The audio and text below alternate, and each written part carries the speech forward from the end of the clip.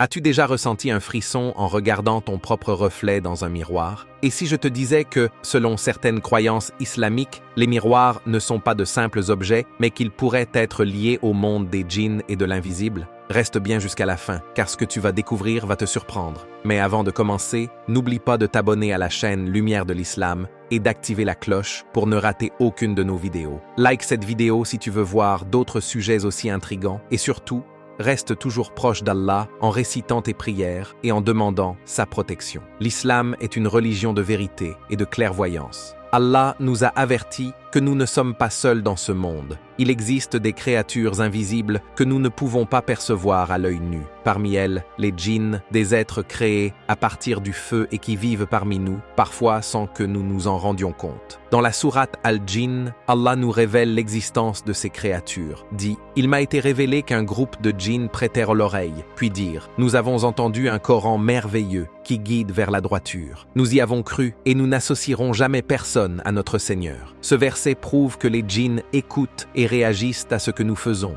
et certains d'entre eux sont musulmans tandis que d'autres sont égarés. Mais quel lien cela a-t-il avec les miroirs? Dans de nombreuses cultures islamiques, les anciens interdisaient aux enfants de fixer les miroirs trop longtemps, surtout la nuit. Ils disaient que cela pouvait attirer des énergies négatives ou révéler quelque chose que nous ne devrions pas voir. Est-ce une simple superstition ou y a-t-il une vérité cachée derrière ces avertissements? Certaines personnes rapportent avoir vu des ombres étranges dans leur miroir, des reflets qui ne correspondent pas tout à fait à la réalité, ou même des formes qui bougent alors qu'il n'y a personne dans la pièce. Et si ces phénomènes étaient liés aux djinns? Le prophète Muhammad sallallahu alayhi wa sallam nous a mis en garde contre les endroits où les djinns peuvent habiter. Il a mentionné que les coins sombres, les objets réfléchissants et les endroits inhabités peuvent être des lieux où ils se cachent. La meilleure manière d'éviter tout mal est de se rapprocher d'Allah. Avant de dormir, il est recommandé de réciter Ayat al-Kursi. Le prophète sallallahu alayhi wa sallam a dit que celui qui la récite avant de dormir sera protégé toute la nuit par un ange. Réciter les 3 dernières sourates du Coran, Al-Ikhlas, Al-Falaq et An-Nas, pour demander la protection d'Allah contre le mal. Faire des invocations et demander à Allah de nous éloigner du mal invisible. Ô Allah, protège-moi du mal que je ne vois pas et guide-moi sur le droit chemin. Rappelle-toi toujours que seul Allah est notre véritable protecteur.